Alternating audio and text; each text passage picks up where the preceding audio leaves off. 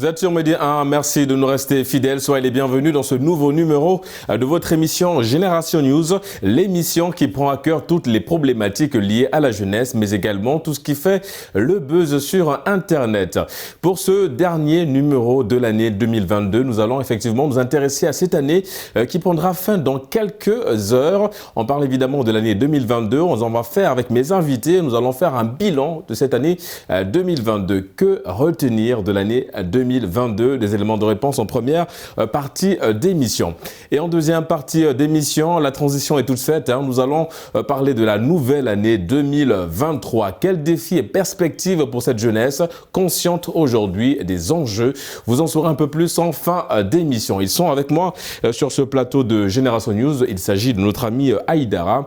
Aïdara, vous êtes étudiant en droit. Merci d'avoir répondu à l'invitation Génération News. C'est moi qui vous remercie.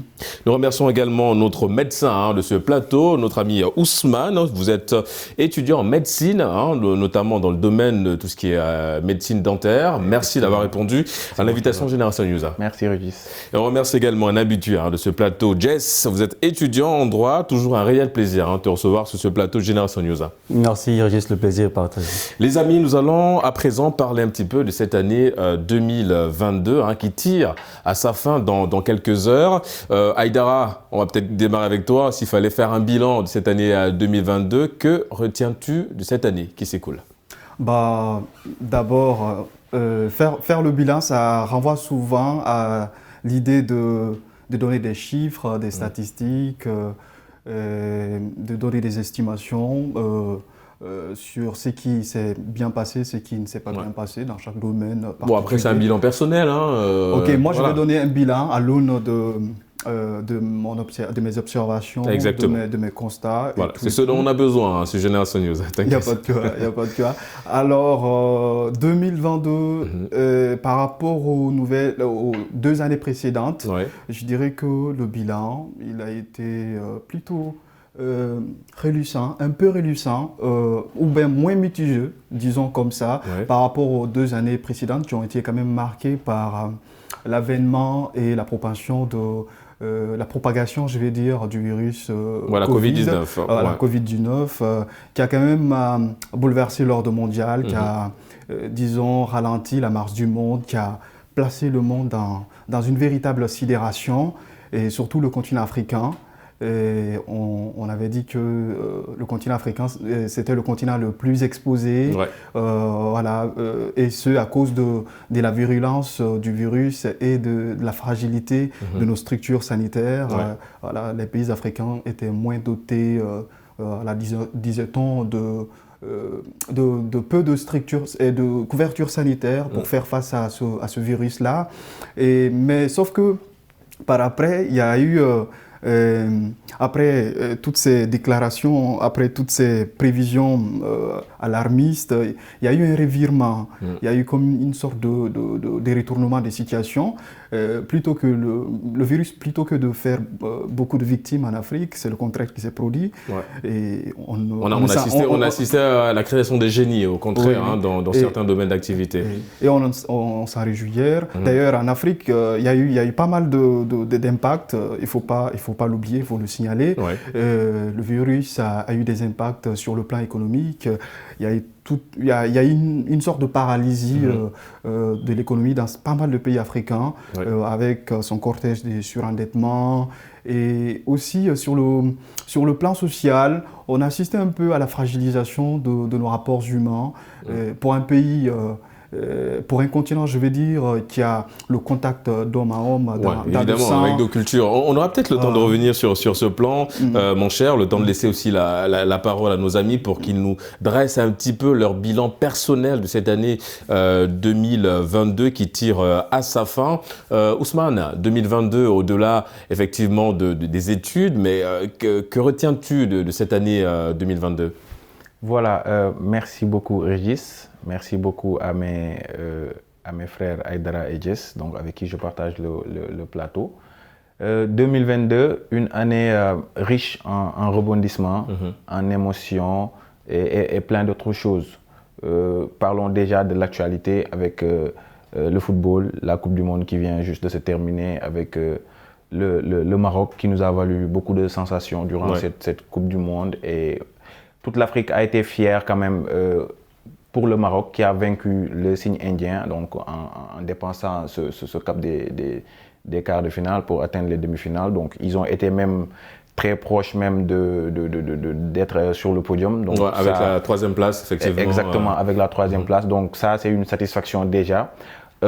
Aussi, sur le plan politique, disons, on voit que quand même le continent n'a pas échappé surtout aux attaques djihadistes, donc au coup d'État exactement avec le Mali, pas le Mali, la Guinée, le Burkina Faso aussi. Donc ça, c'est des événements qui nous ont marqués, nous qui sommes dans les pays environnants.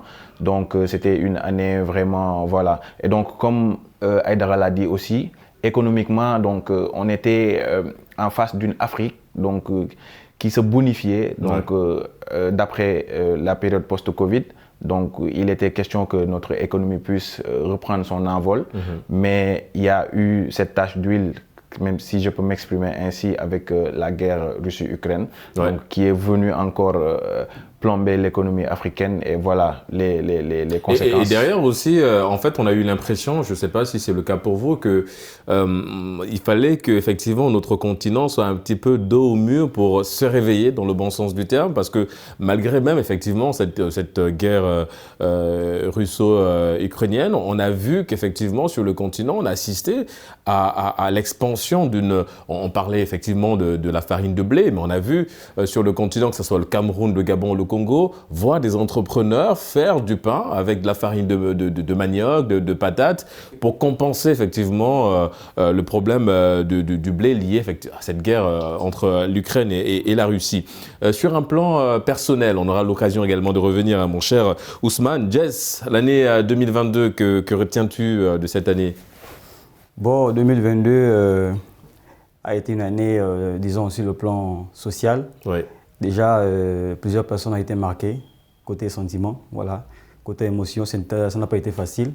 Voilà, nous retenons qu'il y a eu beaucoup de déceptions, beaucoup de tragédies et des malheurs. Voilà, des malheurs toujours. C'est vrai que les inondations, par exemple, un peu partout sur le continent aussi, c'était un petit peu, je vais dire, c'était un peu compliqué pour beaucoup de pays de se lever le matin et de voir un petit peu leurs chambres, les habitations inondées. On a perdu beaucoup de frères et de sœurs dans ces inondations. Oui, Jess, je te laisse terminer. Voilà, je disais, sur le plan économique aussi, voilà, comme le disait mon frère Ousmane, il y a eu cette marque-là donnée par le conflit Ukraine. La guerre entre l'Ukraine et la Russie. Voilà, qui a causé plusieurs dégâts. Voilà, qui a fait augmenter aussi la hausse des prix dans certaines régions, dans certains pays, ce qui n'était pas vraiment un bénéfice ou un avantage pour certains habitants. Voilà. Aussi, nous avons été marqués par, si on revient un peu plus en arrière sur les années 2019-2020, voilà. Bon, on est en 2022. Hein, voilà, 2022. Mais bon, tu as le droit de faire un bond dans le passé. Mais voilà, juste pour rappeler que voilà, nous avons été frappés par la pandémie de la Covid-19. Exactement, voilà. Oui, parce que 2022, on était toujours dans la crise. Mais bon, le virus est toujours là. Voilà, il est toujours là, mais nous prenons nos précautions. Voilà. Donc, nous avons été marqués par cette crise-là, raison pour laquelle nous avons combattu jusqu'à ce que, voilà, c'est vrai que le virus ne s'est pas éteint complètement. Mais voilà, nous mettons des moyens en place toujours pour y remédier. Voilà. Non, en fait, ça reste une année 2022 toujours marquée par le signe de cette crise sanitaire, en l'occurrence la Covid, même si dans les ruelles, dans les rues, on n'a pas cette sensation comme au début où on voyait tout le monde avec le masque et tout, mais là on se rend compte que bon, ça va. On est peut-être passé à autre chose, enfin passer à autre chose, c'est entre guillemets effectivement, c'est une façon de parler. Revenons un petit peu sur un plan purement personnel. Aïdara, tu es de nationalité guinéenne, c'est vrai que il a souligné tout à l'heure notre ami Ousmane, plusieurs pays sur le continent ont été un petit peu victimes de ces coups d'État-là. C'est le cas, en tout cas pour ton pays. Comment tu l'as vécu, je veux dire? Est-ce que ça a été aussi, on va dire, un petit peu le gros point noir dans cette année 2022 pour toi, sur un plan personnel? Je suis guinéen, certes, mais je suis intéressé par tout ce qui se passe dans mon environnement immédiat. Donc, ça veut dire dans tous les pays de l'Afrique de la sous-région, de l'Afrique subsaharienne notamment. Bon, après, c'est bon, on a beaucoup plus de sensibilité quand ça touche un peu... Absolument. Je vous sais chauvin, donc absolument. Ouais, on a beaucoup plus de sensibilité quand ça touche... En tout cas, cette vague de coups d'État-là ne m'a pas laissé indifférent. Voilà, j'ai été marqué particulièrement par... ces différents éveils parce que moi c'est comme ça que je vois les choses. Ces coups d'État-là dénotent un peu la volonté de ces différents pays, la Guinée, le Burkina, des pays de l'Afrique de l'Ouest en général, à se soustraire, disons, du carcan de la domination, à se soustraire un peu de la volonté des autres. Mais est-ce que sur un plan personnel, moi c'est ce que j'ai envie de savoir, est-ce que sur un plan personnel, ça a un petit peu entaché le fait que, enfin, est-ce que ça t'a arraché un petit peu le sourire en 2022 Le coup d'État en Guinée, c'était en 2021, et pour le Mali également, sauf qu'au Burkina Faso cette année, il y a eu il y a eu un coup d'État dans un coup d'État, mais pour moi, c'est pas le coup d'État là qui est important. Ce qui est important, c'est ce que je disais tout à l'heure là, c'est qu'il y a un vent de libération qui souffle, les pays africains se réveillent de plus en plus, et si il y a vraiment une rupture, et cette rupture-là, elle n'est pas qu'externe, quoi. Elle est interne surtout, voyez-vous. Les pays africains, on voit qu'ils commencent à rompre avec certaines vieilles traditions politiques qui consistaient un peu à laisser un groupe de personnes confisquer le pouvoir, compromettre l'avenir de toute des générations, compromettre l'avenir de tout un pays. Pour mon pays notamment, pour mon pays plus particulièrement, en 2020, nous avons assisté à un coup d'État constitutionnel. C'était aux yeux du monde entier, des organisations internationales, des structures de la sous-région, etc. Mais personne n'a levé le petit doigt en fait pour nous venir en aide. Il a fallu vraiment que le peuple de Guinée prenne son destin en main pour... Est-ce que ça aussi, ça a changé quelque chose en toi? Je veux dire, dans cette année, c'est vrai que le coup d'État, c'était en 2021, mais nous y sommes, puisque évidemment, on est en 2022, on est encore un peu dans... Il y a le procès, certes, mais il y a toujours effectivement la feuille de route que la transition doit mettre en place. Pour le moment, nous sommes dans le processus, donc il est trop tôt de dire quoi que ce soit, mais il faut dire que ce coup d'État a été pour moi un motif d'espoir, parce que, comme je l'ai dit, il y avait vraiment une tradition. Et là, on voit que les Africains s'éveillent de plus en plus. Et les Guinéens, les Burkinabés, les Maliens, etc. Donc, pour moi, c'est un motif d'espoir. C'est quelque chose qui me réjouit à plus d'un titre. D'accord. Oui. D'accord. On revient un petit peu sur cette jeunesse-là, Ousmane. C'est vrai que 2022, il y a eu plein on va dire, on a eu l'éveil aussi d'une jeunesse un petit peu consciente des enjeux. Est-ce que vous espérez que 2023 aussi, c'est vrai qu'on va un petit peu pencher sur la deuxième thématique, mais est-ce que vous avez, vous aussi, en tant que jeune, remarqué un peu cette prise de conscience de cette jeunesse durant cette année 2022 ? Oui, effectivement. Donc, comme on le dit, on ne peut pas, le président Lamine Gueye qui le disait d'ailleurs, on ne peut pas arrêter la mer avec ses bras.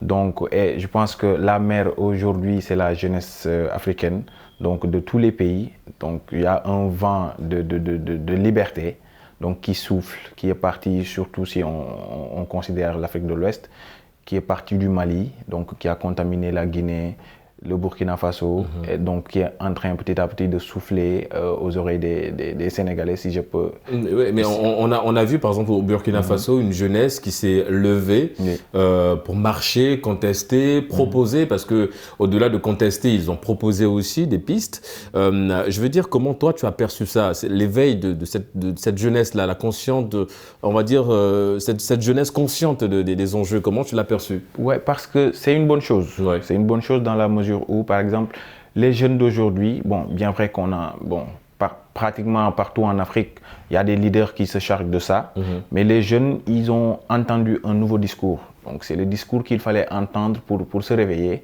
pour prendre conscience de ce qui les attend comme avenir, et que nul autre, si ce n'est que, ne peut venir pour réclamer à leur place ce qu'ils voilà, c'était surtout qu'ils ont droit à la parole et qu'ils ont une place très importante aussi sur l'échiquier, en tout cas, de ce monde, de cette Afrique qui doit bouger. Jess, c'est vrai qu'on parle aujourd'hui de la jeunesse de façon générale, mais revenons un petit peu, encore vraiment j'insiste sur l'aspect personnel. C'est vrai qu'on a tendance un petit peu à s'éloigner. Revenons un petit peu sur l'aspect personnel. Je veux dire, toi, comment tu as, on va dire, accueilli cette année? Quelles sont les difficultés auxquelles tu as été confronté durant 2022 et comment tu as su te relever de ces difficultés-là, et quel a été, on va dire, l'apport des proches, que ce soit des amis ou encore même de la famille, dans le fait que ça a été un petit peu difficile pour toi en 2022? Bon, 2022 a été une année assez compliquée, voilà, assez compliquée, déjà en matière relationnelle, entre amis, parents et consorts. Voilà, aussi sur le plan international, le panafricanisme ne se fait pas ressentir. Ouais. Voilà, c'est le constat que tu as eu à faire en 2022. Voilà, le panafricanisme ne se fait pas ressentir. Et pourquoi tu le dis? Je veux dire, qu'est-ce qui t'a poussé à conclure dans ce sens-là? Bon, déjà, je reviens d'un pays autre pour étudier dans un autre pays. D'accord. Et déjà, lorsque j'arrive, forcément, il y a un constat qui s'est fait.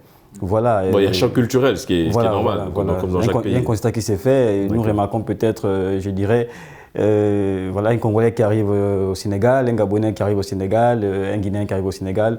Et ces trois nationalités venant d'ailleurs ne se conforment pas.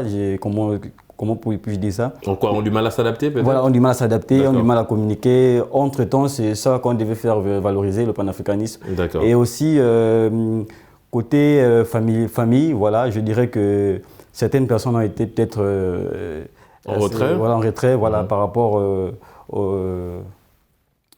au fait que voilà, tout le monde doit s'unir, doit être toujours ensemble. Mais apparemment, nous avons remarqué que certaines personnes ou certaines familles ont toujours été réticentes par rapport aux proches et tout ça là, chose qui ne doivent plus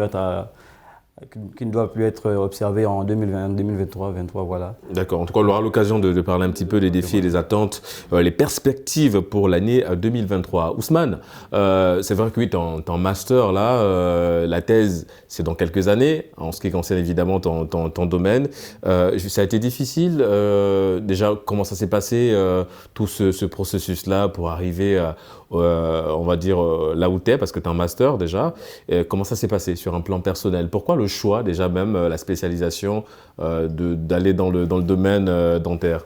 Ok, donc comme je le disais tout à l'heure, avant même d'avoir le bac, j'ai un grand frère donc, qui s'était déjà inscrit à la faculté de médecine. D'accord. Donc, on a deux médecins dans la famille. Oui, deux médecins. Bon, c'est même trois parce qu'il y a le petit frère. Mais vous l'avez. Non, mais je veux dire, c'est de lui-même ou bien. C'est de lui-même ou bien il a été influencé dans le bon sens, évidemment. Oui, il a été influencé. Tu as des temps sur lui. Exactement. Bon, c'était un devoir moral pour moi de le faire vu que le grand l'avait fait pour moi. D'accord. Donc voilà, donc j'étais tout le temps avec lui. Et donc, lorsqu'il était à l'université, j'étais déjà en troisième ou seconde. Okay. Donc, à chaque fois, il me parlait de la fac de médecine. Et puis aussi, il suivait des séries de médecine. D'accord. Grey's Anatomy, etc. Le Dr House. Donc, exactement, Dr House. Donc, je suivais avec lui. À un moment donné, la passion est née en moi. Donc, je me suis dit, voilà, en terminale, je me suis dit, c'est la médecine ou rien. Donc, bon, mon prof même de philo m'avait demandé de faire la philo après le bac. Je lui ai dit, bon, voilà quoi. Et comment ça s'est déroulé tout ça dans l'année 2022? Est-ce que c'était difficile pour toi, justement, je vais l'arriver à la fac et tout le reste? Comment 2022 a pu simplifier ces choses ou bien amplifier? Je veux savoir. Bon, ça l'a amplifié. D'accord. Parce que, bon, sur le plan personnel, déjà, j'ai d'autres obligations à part les études. Donc, nous dirigeons, si je peux dire, un syndicat d'étudiants. Donc voilà, c'est pas toujours facile d'allier tout ce qui est études, les cliniques et aussi vouloir porter la voix des étudiants auprès des autorités compétentes. Donc ça fait trop de tâches à la fois. Ouais. Donc c'est ce qui a rendu l'année un peu difficile. Mais quand même, on a tenu, on a géré jusqu'ici et ça va. D'accord. Aïdara, c'est vrai qu'on parle aujourd'hui un petit peu de l'année 2022. On est revenu un petit peu sur les différents plans.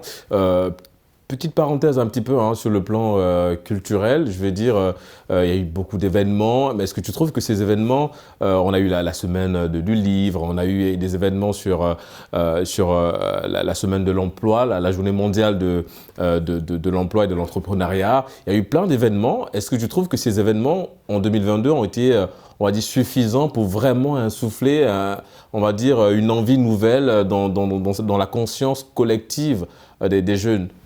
Évidemment, évidemment.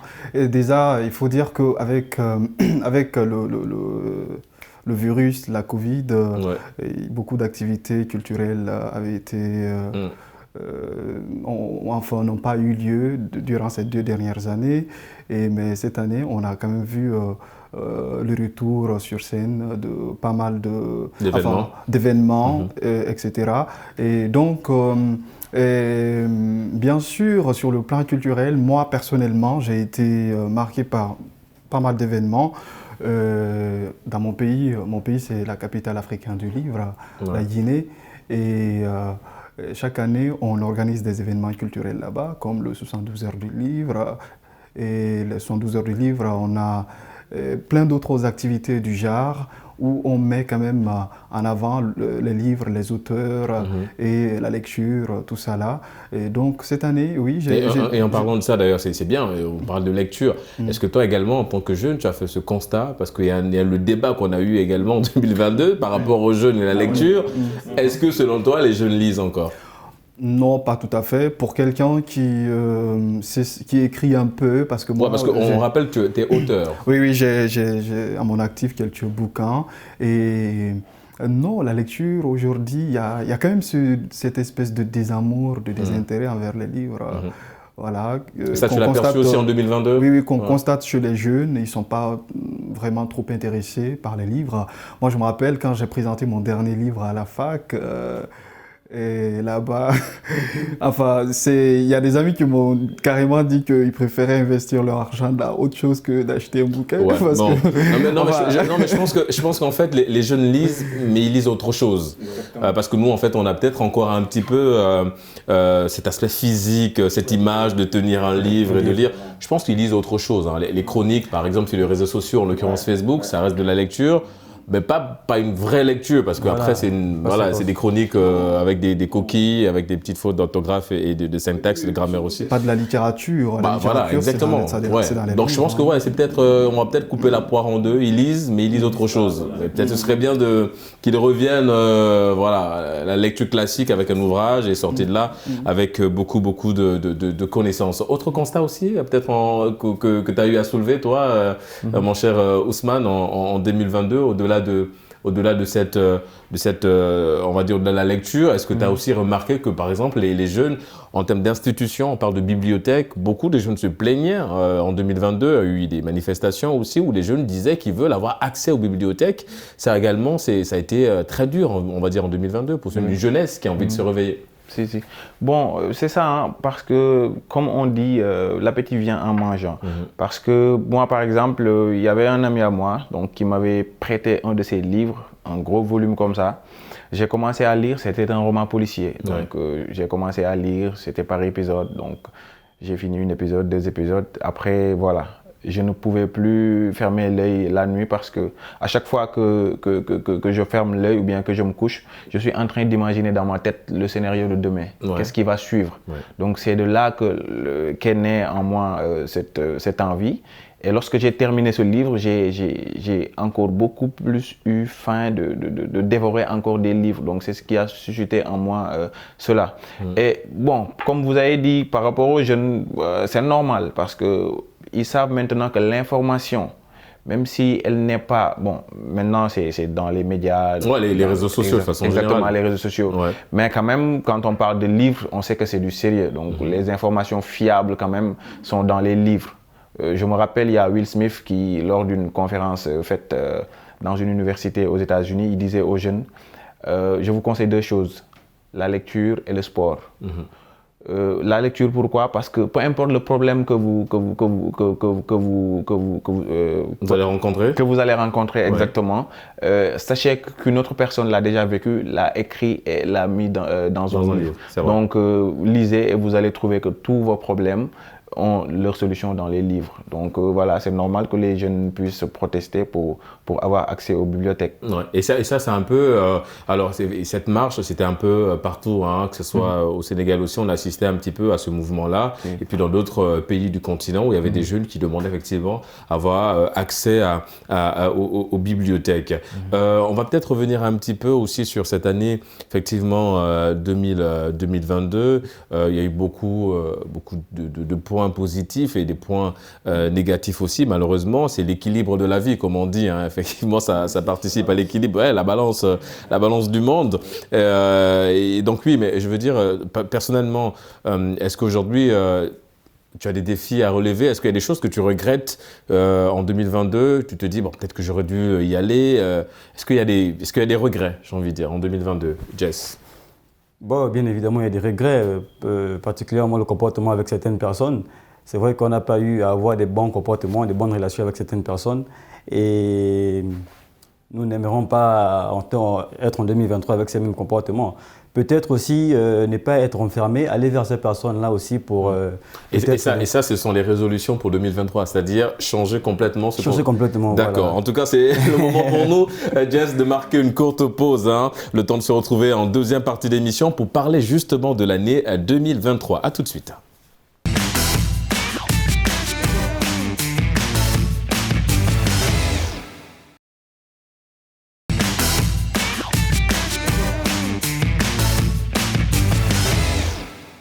De retour sur le plateau de Génération News pour la deuxième et dernière partie d'émission.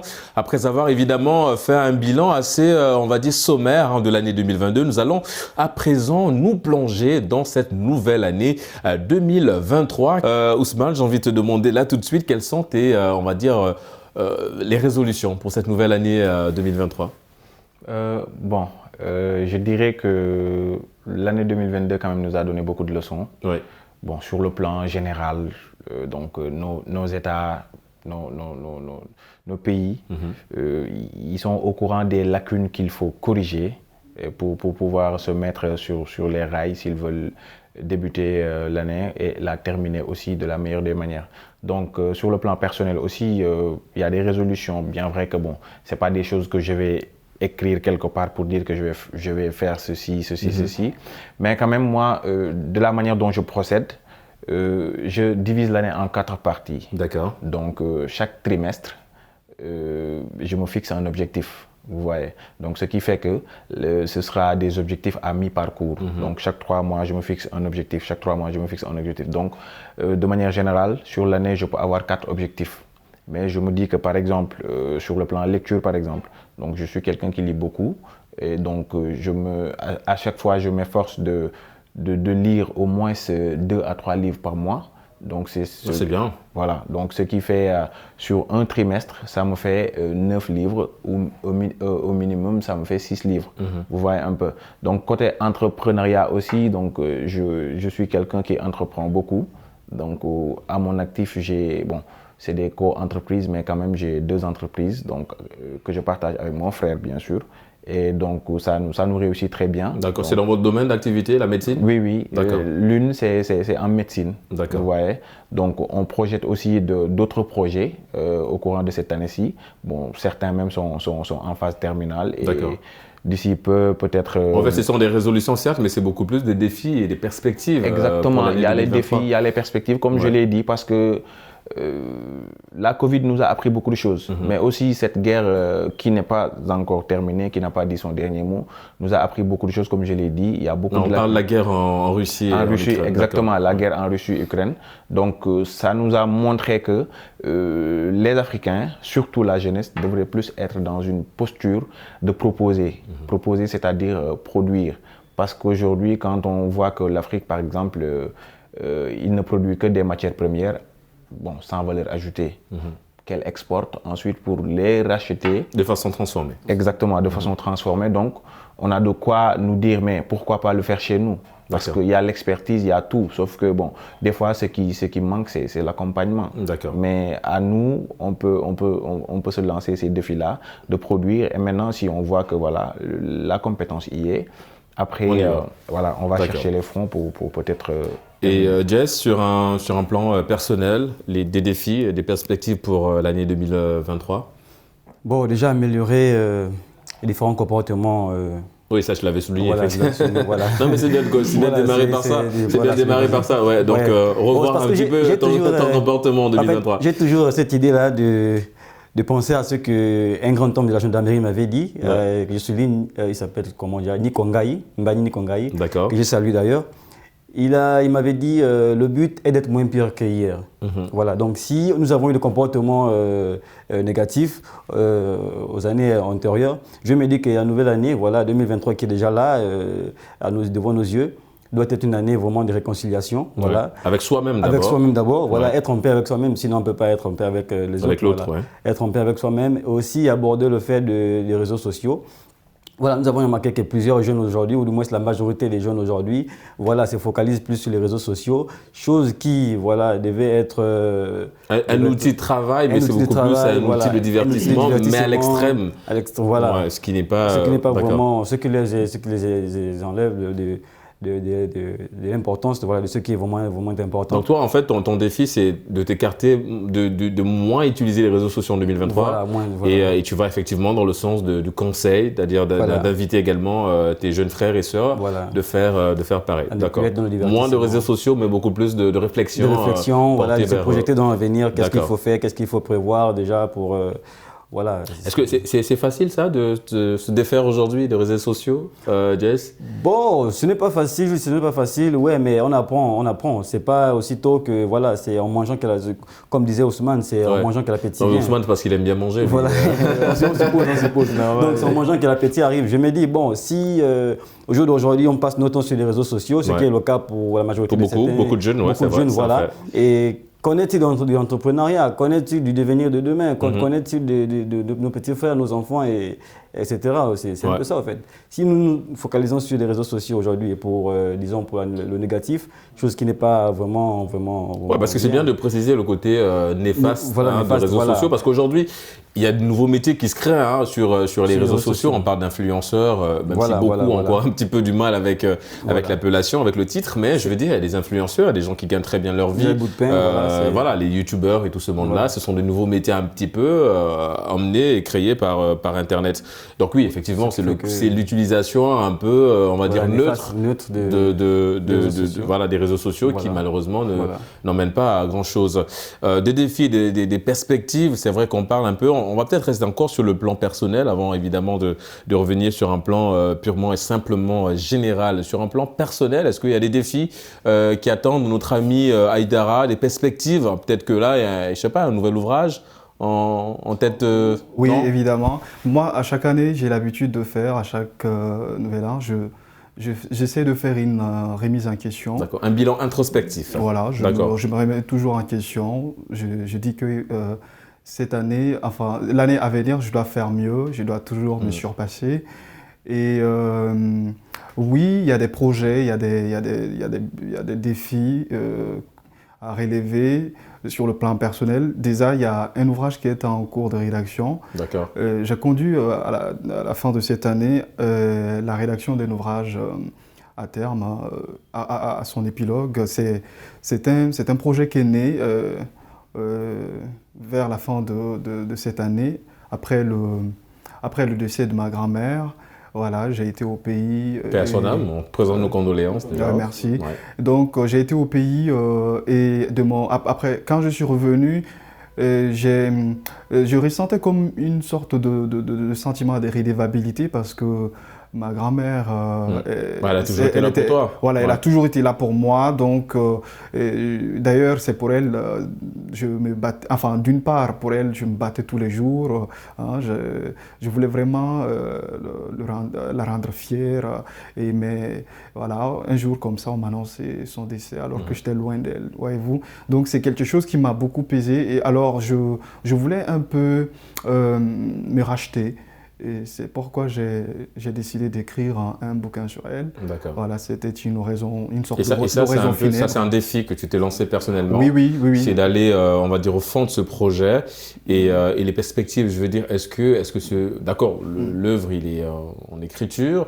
La finalité, c'est quoi? Effectivement, se retrouver dans des. L'œuvre dont je viens de parler, là, la rédaction est déjà terminée. Elle est déjà terminée, oui, la rédaction. Il y a une œuvre, il y a un ouvrage.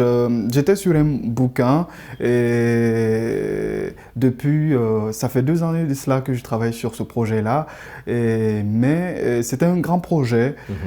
Donc du coup, je comptais vraiment l'achever cette année, mais compte tenu du décès de ma grand-mère et de certaines circonstances personnelles, mais j'ai dû. Voilà, donc du coup, c'est un nouveau défi pour toi. Pour 2023, c'est vraiment d'aller au bout de ce projet. Je vais aller au bout de ce projet. Et d'ailleurs, je compte, si tout va bien, présenter.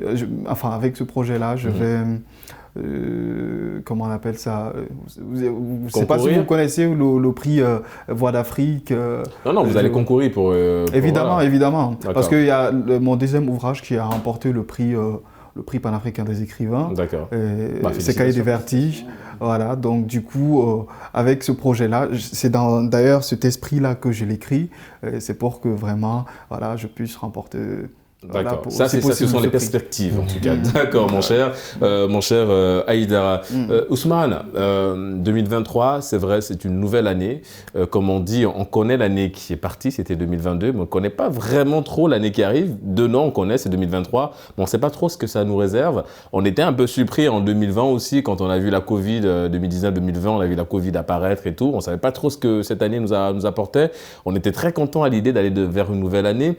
Est-ce que on va dire, l'inconnu aussi te fait un petit peu peur? Est-ce que tu es dans une zone où bien tu te dis, OK, 2023, je sais déjà un petit peu, c'est tracé, on a un business avec mon frère, je sais ce que je dois faire, j'ai des défis à relever. Mais est-ce que tu n'es pas un petit peu inquiet quand on sait que l'inconnu peut aussi parfois nous mettre un petit peu dans une zone de confort où parfois c'est un peu compliqué? Je vais commencer par citer un grand homme, Aimé Césaire, qui a dit la voie la plus courte vers l'avenir est toujours celle qui passe par l'approfondissement du passé. Et donc, comme je l'ai dit tout à l'heure, avec les leçons qu'on a apprises en 2022, cette année-ci quand même devrait être une année où les Africains de manière générale, nous la jeunesse, on doit être en alerte. En alerte par rapport à toute éventualité. Donc, et ça, je pense que c'est une politique qui doit commencer avec nos gouvernants pour ensuite descendre de manière pyramidale sur nous, la jeunesse. Mais quand même, on doit être prêt à accueillir toute éventualité et donc à relever les défis, à, si je peux m'exprimer ainsi, oser inventer le futur. Donc, c'est très possible. Parce que tout à l'heure, vous avez parlé du numérique, d'informatique et donc les réseaux sociaux actuellement, donc qui sont partie intégrante de notre vie. Donc il y a une bonne chose à prendre là-dedans, comme il y a aussi de mauvaises choses. Évidemment.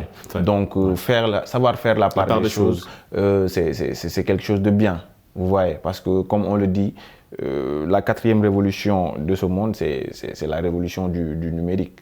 D'abord, il y a eu la révolution agraire, où il fallait avoir beaucoup de terres, etc., etc. Ensuite, la révolution industrielle, où il fallait former les gens pour travailler dans les industries, dans les usines. Ensuite est venue la révolution informatique. Donc, l'informatique est venue impacter sur pratiquement tous les métiers. Actuellement, là, on en est à la révolution digitale, donc numérique, où quand même, dans tout ce que nous faisons, même aujourd'hui, notre argent est dans nos téléphones. Dans nos téléphones, donc c'est virtuel. Donc pour dire que l'informatique est un outil, ou bien le digital est un outil, est un espace. Donc, du coup, l'autre défi aussi, et peut-être les perspectives, parce que c'est bien d'avoir souligné que derrière aussi, il faudrait que nos dirigeants prennent vraiment conscience aussi de l'enjeu. Quand on parle aujourd'hui de l'alphabétisation, c'est important, on parle de l'alphabétisation numérique, parce qu'aujourd'hui, il y a beaucoup d'analphabètes sur le plan numérique aujourd'hui, un peu dans des régions. Beaucoup de jeunes n'ont pas encore un petit peu les outils nécessaires, on va dire même les outils de base pour simplement manier l'outil informatique. Ce qui fait que là encore, c'est un autre défi. Quand on sait qu'aujourd'hui, avec cette révolution soulignée par toi tout à l'heure, c'est qu'aujourd'hui, il faudrait que la jeunesse aussi y trouve son compte. Même si on dit aujourd'hui, pour beaucoup de jeunes, Facebook, c'est simplement, Facebook, Twitter, Instagram et tout ça, c'est simplement pour aller poster des photos. Or, on peut faire de ces réseaux sociaux une réelle et vraie entreprise. C'est là aussi, il faut aller dans cette sensibilisation en 2023 auprès de cette jeunesse-là, Ousmane. Oui, mais je pense que ça doit être piloté par l'État, comme j'ai dit. Parce que, par exemple, là, actuellement, je pense que dans tous les pays... Est-ce que Ousmane, on voulait t'interrompre, est-ce qu'en 2023, on doit être encore dans cette position d'attentiste, on doit encore se dire, OK, on attend encore que l'État fasse le premier pas, ou bien nous, en tant que jeunes, on peut commencer à mettre des activités en place pour aller dans ce sens, et peut-être que l'État va décider de nous accompagner. Exactement, c'est ce que j'ai dit tout à l'heure. C'est-à-dire la jeunesse en tant que telle va oser l'avenir, si je peux dire ainsi. Maintenant, si par exemple la jeunesse n'est pas encouragée, là ça fait défaut, donc vous voyez, tout retombe dans l'eau. Donc je pense que nous, en tant que jeunes, ce qu'on peut faire, c'est oser, tenter des choses grandioses, etc., des choses très osées.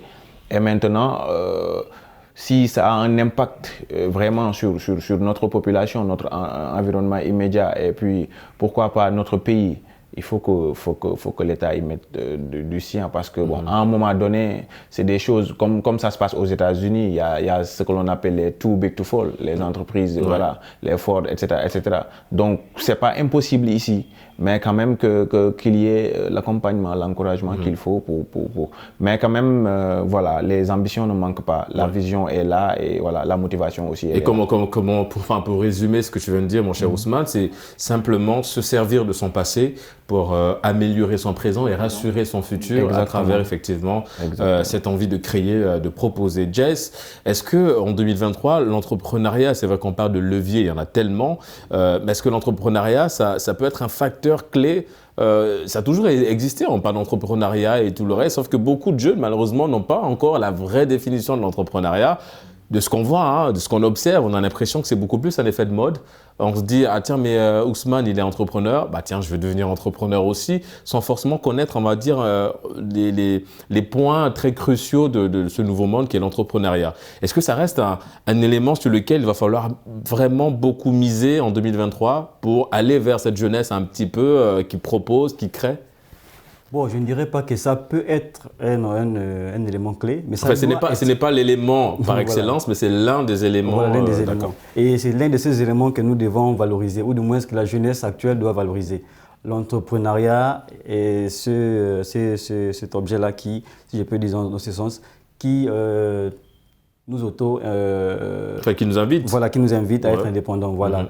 Je me dis que la jeunesse d'aujourd'hui doit se lancer dans l'entrepreneuriat parce que plusieurs jeunes aujourd'hui attendent en majorité, tout venant de quelqu'un d'autre. Voilà, disons peut-être des parents, des oncles, des cousins d'ailleurs. Ce qui ne doit pas être le cas pour cette année 2023. Ce qui, pour moi, j'invite tous les jeunes qui aujourd'hui attendent le bout de pain de gauche à droite de se lancer dans l'entrepreneuriat. Peut-être dans une boulangerie, voilà. Pour ne plus attendre le bout de pain, pour l'avoir directement le pain. Voilà. Ouais. C'est comme on disait, si tu veux manger du poisson, dis-moi comment je dois pêcher. Apprendre à pêcher, parce que je me dis, 2023 doit être une année de réflexion, de remise en cause, mais d'action. De prise de conscience. Un peu comme l'a souligné aussi. D'action, de prise de conscience, c'est dire, qu'est-ce qui n'a pas marché durant les années précédentes, vers 2020, 2021, 2022, qu'est-ce que je dois faire en 2023 pour ne pas être encore dépendant de quelqu'un. Côté financier, bien sûr.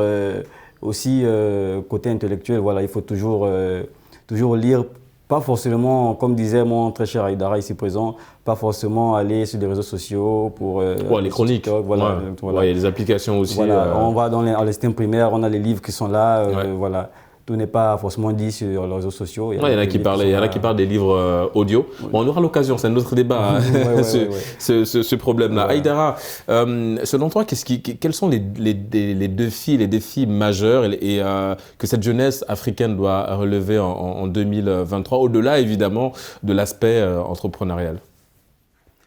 En termes de défis, moi, j'aurais voulu beaucoup plus m'accentuer sur mon pays. D'accord. Ouais, oui, parce que mon pays aujourd'hui est un peu dans les projecteurs, et sous les projecteurs, le monde entier nous regarde. On a décidé de prendre notre destin en main, de rompre avec nos vieilles habitudes politiques, etc. etc. Et quel pourrait être l'impact, l'apport de cette jeunesse guinéenne pour, je veux dire, on parle des défis, du coup, quels sont les défis concernant ton pays et vu cette actualité, cette situation-là, que la jeunesse guinéenne peut... Le premier défi, c'est la mise en place d'abord, comme on est dans un processus de transition, ouais. Le premier défi, c'est la mise en place d'une constitution qui pourra refléter l'aspiration profonde du peuple guinéen, qui pourra tenir en compte les préoccupations des Guinéens, leur réalité, etc. Et une constitution qui pourra résister un peu aux velléités de certains dirigeants à se maintenir au pouvoir. Ça, c'est le premier défi pour mon pays. Je reviendrai sur la partition que la jeunesse doit jouer dans ça. Et le deuxième défi, c'est, comment on appelle ça, vous n'êtes pas sans savoir qu'en Guinée, aujourd'hui, il y a un grand événement historique qui se déroule là-bas. Je parle notamment de l'ouverture du procès du 28 septembre. Ouais. Je ne sais pas si vous êtes au courant. Non, on suit l'actualité. Voilà, on va peut-être éviter de s'attarder là-dessus, parce que bon, c'est un aspect purement... Mais on peut comprendre qu'effectivement, c'est important pour toi d'en parler. Mais je veux dire, ok, c'est vrai, il y a ce procès qui est là aussi.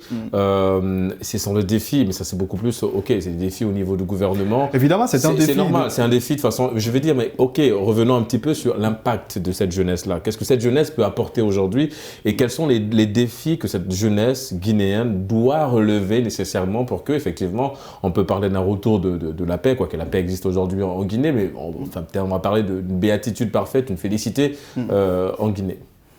Disons que la jeunesse, elle doit être vigilante, parce que il s'agit quand même d'un moment très décisif de notre histoire, de notre destin.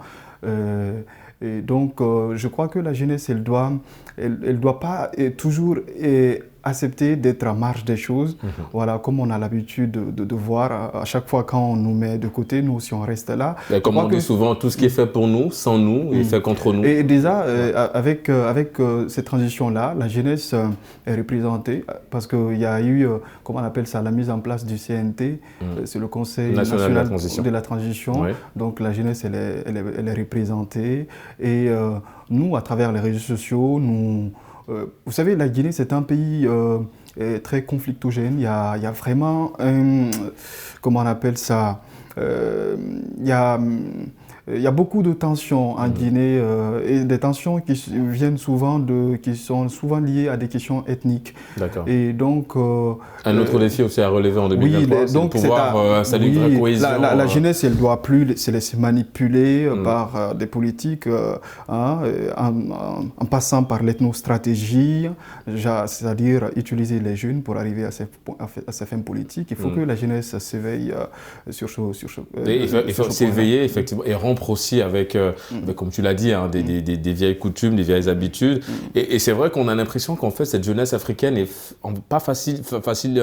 En fait, on a l'impression qu'on a tendance à parfois utiliser cette jeunesse-là, mais dans le mauvais sens. Tout à l'heure, tu parlais de manipulation. Alors, c'est peut-être un peu fort, mais malheureusement, c'est un fait. C'est une réalité. Il faut le dire. Donc, c'est beaucoup de défis aujourd'hui qui attendent cette jeunesse africaine de façon générale. Mais est-ce qu'au vu de ce qu'on a observé en 2022, est-ce que 2023, ça promet un petit peu en termes d'évolution quand on voit qu'il y a des jeunes qui ont proposé beaucoup en 2022, il y a eu des créateurs dans tous les secteurs d'activité, on a assisté à la naissance des écrivaines un petit peu partout et tout le reste. Est-ce que ça promet en 2022? Toi, ça te rassure, Ousmane, 2022, avec cette jeunesse-là et une Afrique qui va peut-être bouger, on va dire, qui bouge déjà, mais qui va vraiment bouger avec la fougue de la jeunesse en 2023?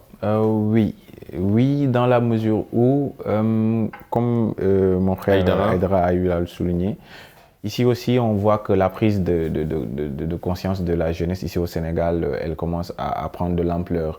Les jeunes maintenant commencent, bon, par rapport à ce qui se voyait auparavant, les jeunes maintenant commencent comment dire encore, exactement, mais aussi à s'inviter en tout cas dans le débat, exactement, public. À s'inviter dans le débat public, à intégrer les instances décisionnelles. Pratiquement, bon, personnellement, je veux dire, moi j'ai 2 amis qui sont maintenant des conseils municipaux, donc on a pratiquement le même âge, mais voilà, vous les voyez, ils s'impliquent dans la politique. Et ce qui a amené cela n'est rien d'autre que ils se sont impliqués dans la gestion de leur commune, donc ils ont créé des mouvements, voilà, des mouvements civiques, des mouvements patriotiques. C'est vrai qu'en 2022, on a assisté à des challenges, les challenges clean-up par exemple, où il fallait nettoyer les quartiers et exactement. tout ça. C'est peut-être ce qui manque, enfin peut-être il faut encore ce genre d'événement, d'initiative en 2023. Je pense que ça va beaucoup plus prendre de l'ampleur avec donc la médiatisation de ces choses-là, donc qui ont été félicitées par les populations et qui ont été appréciées aussi.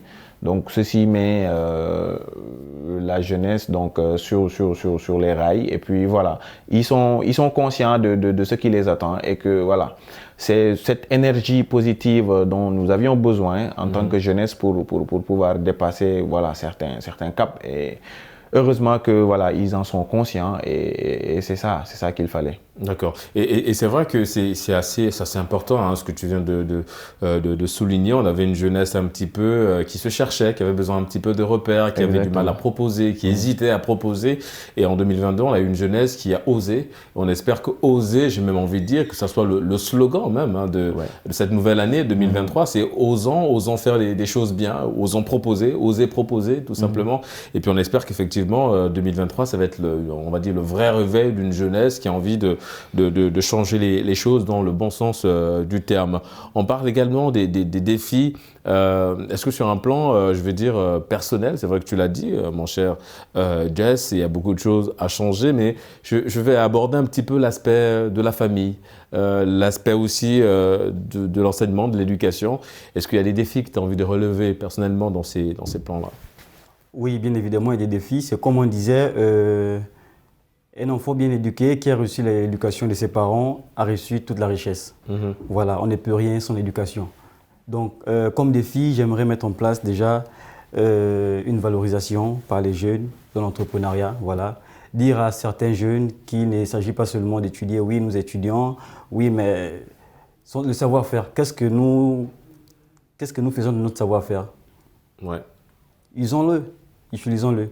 Voilà. Donc, plusieurs personnes actuellement se disent que parce qu'ils étudient, parce que voilà, ils vont dans les facultés et autres là, que leur savoir-faire doit être mis à côté, ce qui n'est pas le cas. Voilà. Donc, je me dis pour cette nouvelle année, déjà, on doit valoriser l'aspect de la jeunesse. Les jeunes doivent se prendre en charge, doivent prendre conscience d'eux-mêmes. C'est-à-dire, bon, ce qui n'a pas été fait durant l'année précédente doit se faire cette année. Voilà, c'est motiver, c'est se mettre en amont, voilà, pour pouvoir s'épanouir professionnellement parlant. D'accord. Je vais revenir sur un petit point aussi déjà amorcé par notre ami Ousmane Aïdara, c'est-à-dire que en parlant évidemment de cette jeunesse qui s'invite, j'ai envie de parler un petit peu du volontariat.